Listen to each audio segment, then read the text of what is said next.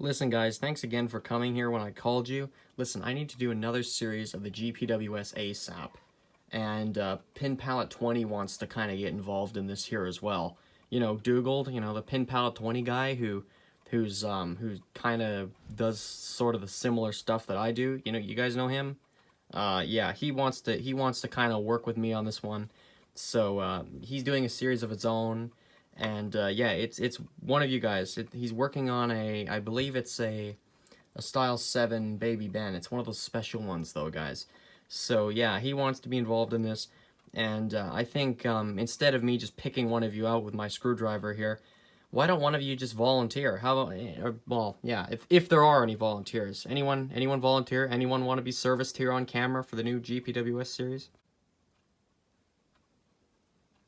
Oh, come on, not even the parts clock stuck around for this. Talk tick, talk tick, talk tick. Well, now it's almost 12 o'clock and I'm here in the studio. Should I stay or go back home? I don't know what to do. One thing that I know for sure, that girl and I are through. Still hearing tick-tock, tick, tick-tock, tick-tock, tick, tick-tock, tick-tock, tick, tick-tock, tick. Talk tick, talk tick, talk tick.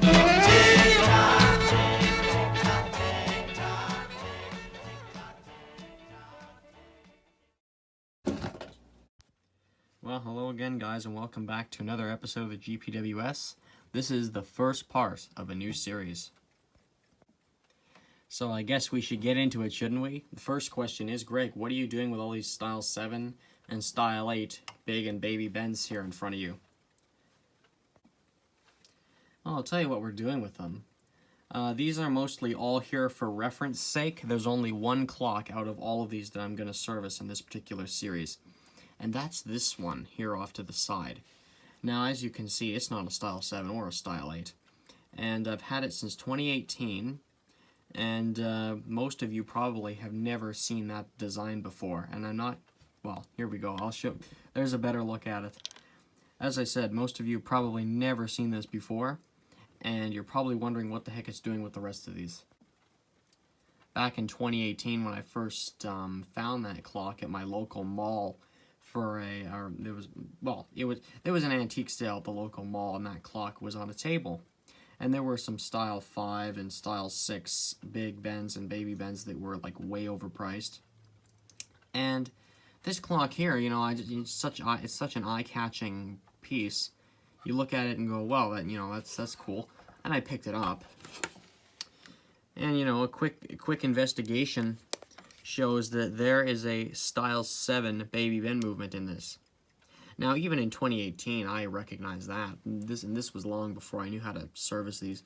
So anyway, you know, I recognized that right off the bat. I'm going, what the heck? And I'm looking at the front, and I move the hands over, and surely enough, and yes, the hands were blocking the Westclox. Surely enough, it says Westclox on it. This was $14, and I'm thinking, okay, well, I gotta get this. I have no idea what this is, but I've got to get it. And here we are today, and it's been sitting around for 2 years mostly, because I've been working on other clocks, and obviously since the GPWS has started and everything there, I've just, you know, learning as I go, right? So, originally, I was going to service a Style 7 before this, and one of the Style 7 dual key models, or the 2-key model. And here, we'll just do a side-by-side comparison of that. See, like, they're the same movement. We'll just do a side-by-side comparison here, movement-wise. I mean, you can see they're exactly the same. You know, and this is a dead giveaway. This is Westclox. Originally, I was going to do a Style 7 service first, and then move on to this here. And what ended up happening is, one way or another, Pin Palette 20, aka Dougal, ended up finding out about this clock, probably from the video I made about it back in the day. Once again, a video not really worth seeing, but anyway, it's a video nonetheless. He knew about it, so he kind of, however he found out about this, he knew I had it. He has another version of this called the Benita. And the only reason I know what the actual names of this is called the Westclox Charmer here, okay? The only reason I actually know the names of these things is the fact that I found on clockhistory.com a catalog from 1960. And these clocks here were not available. It doesn't appear I don't think they appear in any catalog, the Benita or the Charmer. Neither of these appear in any American catalogs. They were only available in the UK and in Canada. So that's how he got a hold of his Benita, and that's how I got a hold of his Charmer here. And you know, it was a really good guess actually in the comments of that old video by OK Bridges, guessing what the heck this was. He thought it was a Baby Ben version of the Clock of Tomorrow. And you know what? That's not a bad guess, because it sure looks like it. And I guess that could actually have something to do with this. I have no idea. And there's also another clock that looks like this as well. It's the Zodiac, the Westclox Zodiac from 1968. I can only imagine what movement they put in it. Probably one like this. Actually, no. This is just a riveted together Baby Ben here. I've got the crystal, I've got the dial off there, so you can see inside.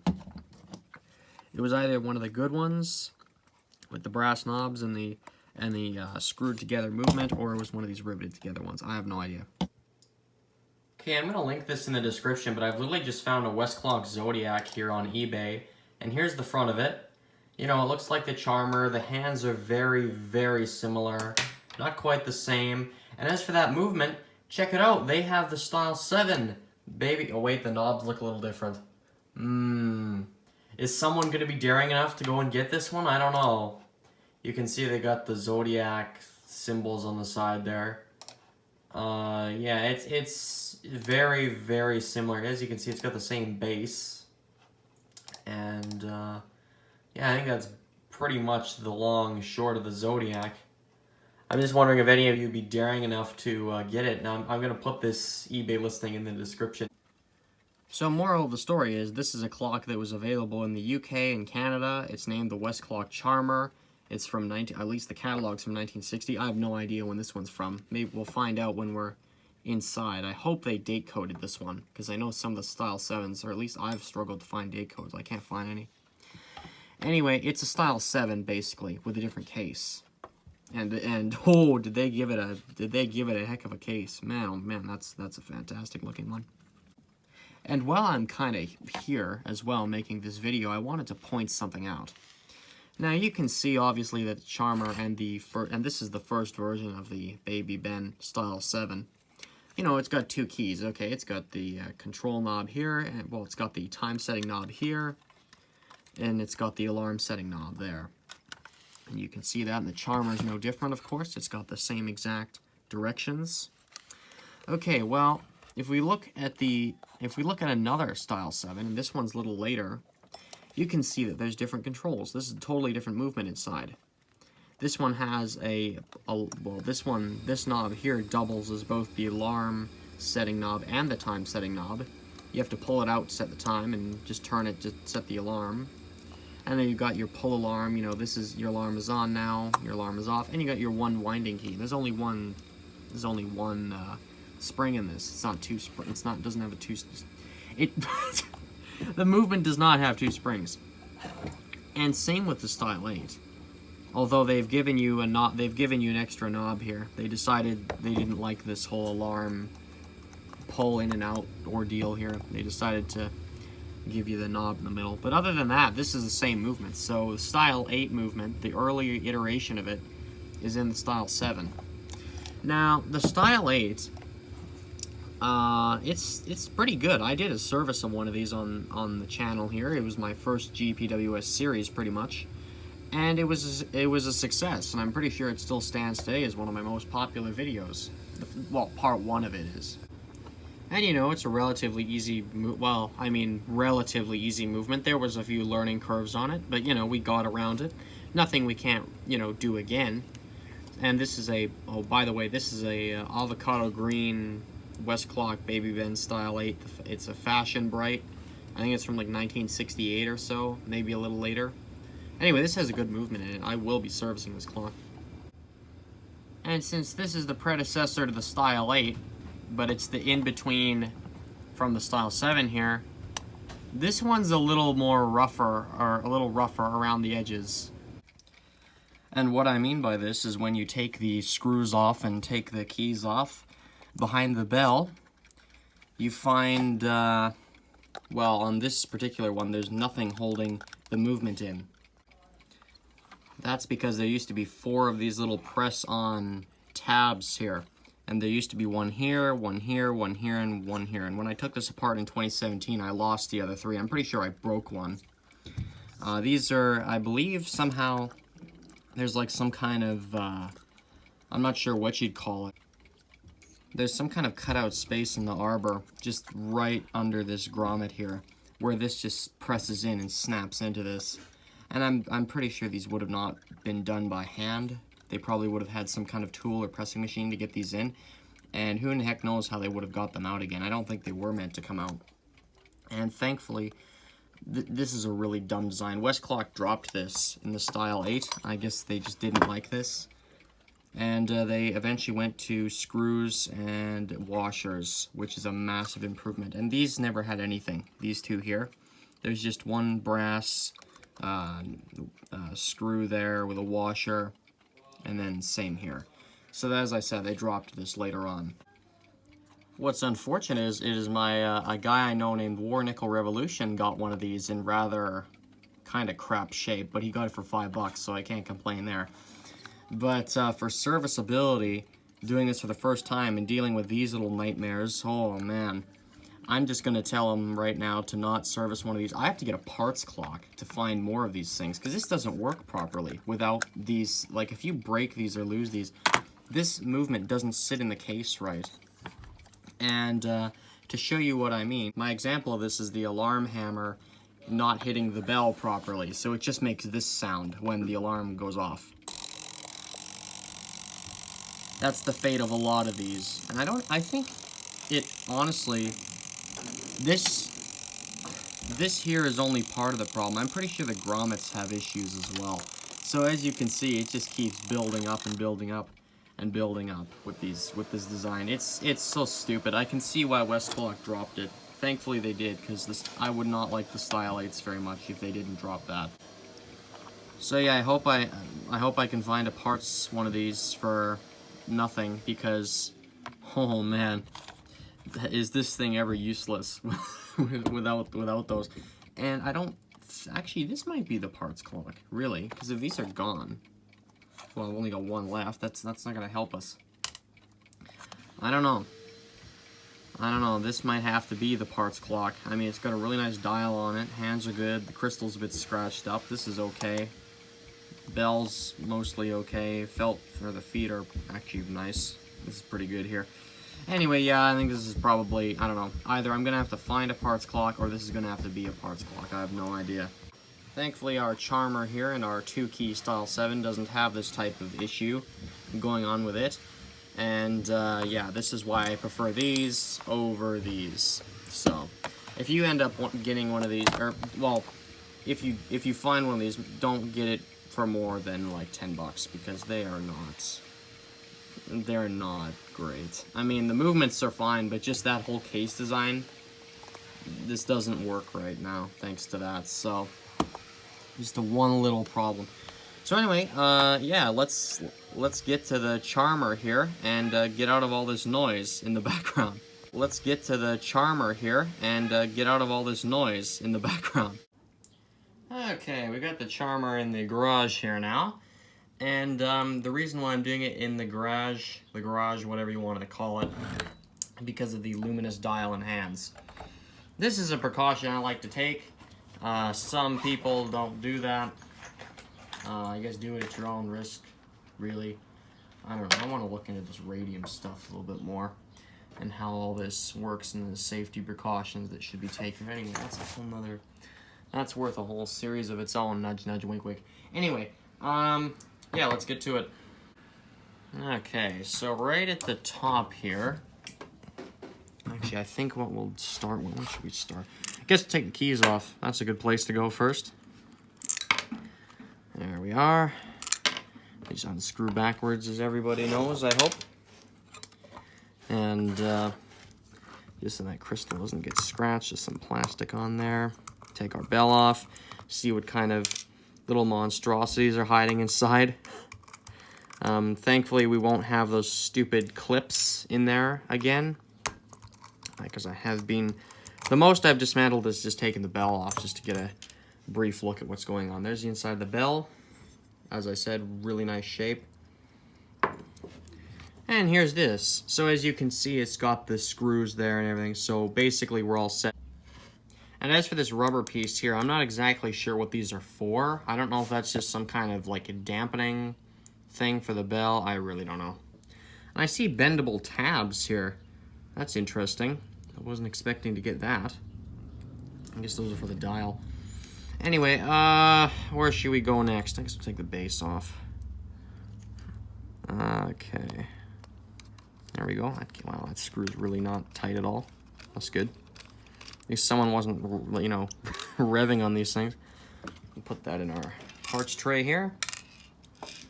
And those are really fine looking screws, by the way. Look at that. Compared to the other ones, that's really nice. It's that long one there that just came out. Anyway, let's see here. And we'll get this one off. And also, I put a mask on just for protection against any radium dust that might come off this thing when we pop it open here. Oh, this is starting to come off. Is this off already? Oh, okay. The number's just... Oh, no. Oh, yes. Okay, how does this work here? Whoops, let's not just disassemble this right off the bat here. Okay, so we got this disc for our numbers, and I see that's where our tabs are.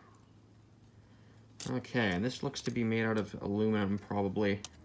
This would be really easy to bend and screw up, but thankfully we're not doing any sort of work to this, so can leave that there. What else are we gonna get off? Oh yeah, that's a style change if I've ever seen one. Isn't that just a gorgeous clock now, viewers? Oh yes. Okay, what else comes off here? Oh no, those aren't the tabs. Never mind, I've got that wrong. Okay, how can we get this off now? Does this pop out? Notice this is all plastic. Oh, okay, here we go. Look at that. More wait, is that a screw? What the heck is that? Oh, there's no screw. Jeepers, that's brutal, dudes. Okay, so the hunt continues to figure out how that. Oh, it just pulls off. That's fair enough. Or does it? Maybe it doesn't do that. There's something up here that holds it on. I don't think so. Yeah, no, that just pulls right out. And check out that dial, viewers. Oh man, isn't that fun? Okay, this crystal's plastic. That's jeepers. A really unique case, isn't it? This is where I gotta have my A game on showing stuff because, you know, this is such an unusual looking case, and I believe this just fits on here like that. Then there's that screw there that holds it on. There's that base screw. Oh yeah, see, here we go. There's a screw on the base. And then once you take this whole bit out, or once you take that whole ring out, you get access to all this stuff, including our dial and hands. So let's remove these. Or shall we? Where should we go next? Let's take the base off next. This is really awesome to be inside one of these for the first time, because I guarantee that a lot of other... Oh, look at that, made in Canada.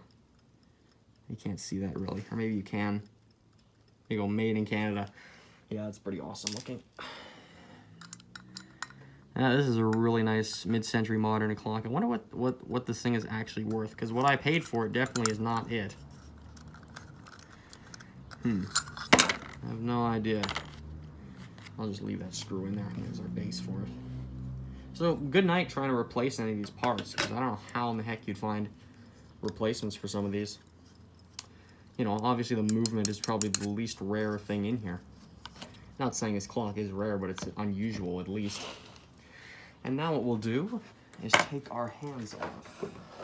So get our plastic out here.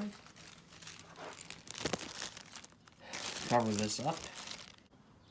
Okay, I've found some screwdrivers, and I don't believe it really matters. You know, you can kind of go size-wise, just anything that'll fit. So get them under here, under each hand, and use them like a pair of pry bars. Oops. Come on, Out you come. Oh, that's not a great sign when that happens. Okay, now I've got this thing in the sawhorse just to have a straighter kind of angle at it. And as you can see, we've got the rim of it on the pieces of wood here, on the 2 blocks of wood. And now, just go ahead and pry at it. Oh, that one's on there really tight. Oh boy. In actuality, it's probably never been disassembled.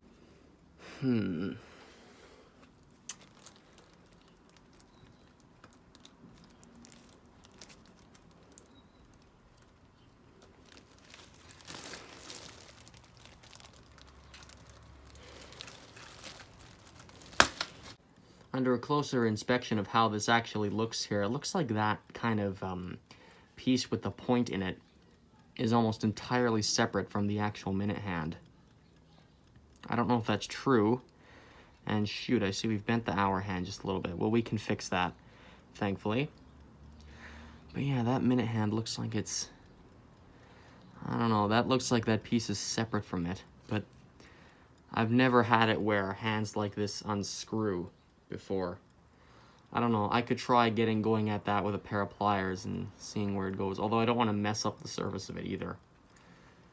A lot of hard choices to make here, viewers.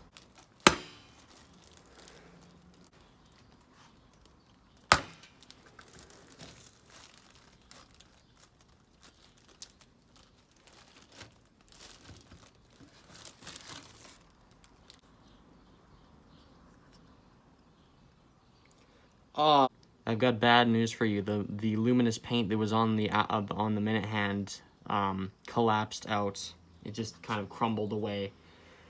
So at this point I'm stopped and I'm going, okay, something's not quite right here. I think it's time to go back to base and regroup, because clearly this prying the hands up with my screwdriver, you know, like using this here and prying this with a screwdriver clearly doesn't work with this movement. I have no idea why. So it's time to go back to base and regroup. Maybe I can maybe before that I can come up with something else. Well, we're back a while later, and I've checked up with the GHC. I've asked them what I should do. One of the suggestions was use a longer set of screwdrivers, and that would work as well, or that might work. But I liked this suggestion here. Get a pair of pliers and cover them with tape. And try and rock it back and forth. And I think it's too big. Okay, let's try screwdrivers now, this time with tape on the bottoms of them.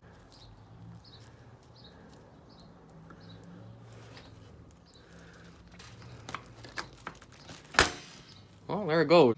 That's really an incredible shame about what happened to this hand. It's slightly scratched up. That's not really a big deal. But the loss of the paint, I guess if we ever figure out how to properly repaint these things, then that won't be a problem to deal with. And now for our hour hand. Yeah, there it goes. Yeah, at least this one didn't have any sort of issues with the paint there, as you can see. And now for our alarm hand. Oh, there it goes. Yeah, that's a shame, but any damage that we did do to these hands, any little scratches or whatever, you know, that's just how that goes, I guess. That's not the end of the world. But mostly the radium paint chipping, like collapsing out of there, this is a massive motivator to find a replacement paint for these clocks. I'd at least redo that one. I don't know about that one there, but I'd want to repaint that on the back side there with something that's not radioactive, of course. Are we going to assemble it with no paint? Yeah, I guess so, for now anyway, because it's probably going to be a while before I find anything. So anyway, let's move on here. Okay, we got our dial, we got bendable tabs. This should be easy enough. There we go. There's one of those up. You don't want to bend these too far, of course, or bend them too much, because they will eventually break on you. And yeah, this is bending as well, or this is not quite. I'm just trying to think of what would be the best way to go about this without bending it. I did bend that one. You got to bend at least one of these to get it to go. Can you get around this without bending the other two? I don't know. I'm just gonna bend one of them here. Okay, we've got this going here, and yeah, we'll just have it go like that and just angle it out this way. There we are. There's our dial off. So yeah, 3 little tabs for that dial and it comes off. Now we can take all our non-radioactive materials inside and service them. So it's time to service the movement. But I think that'll be it for part 1 of this series, because it's probably dragged on long enough. And we'll begin servicing the movement in part 2.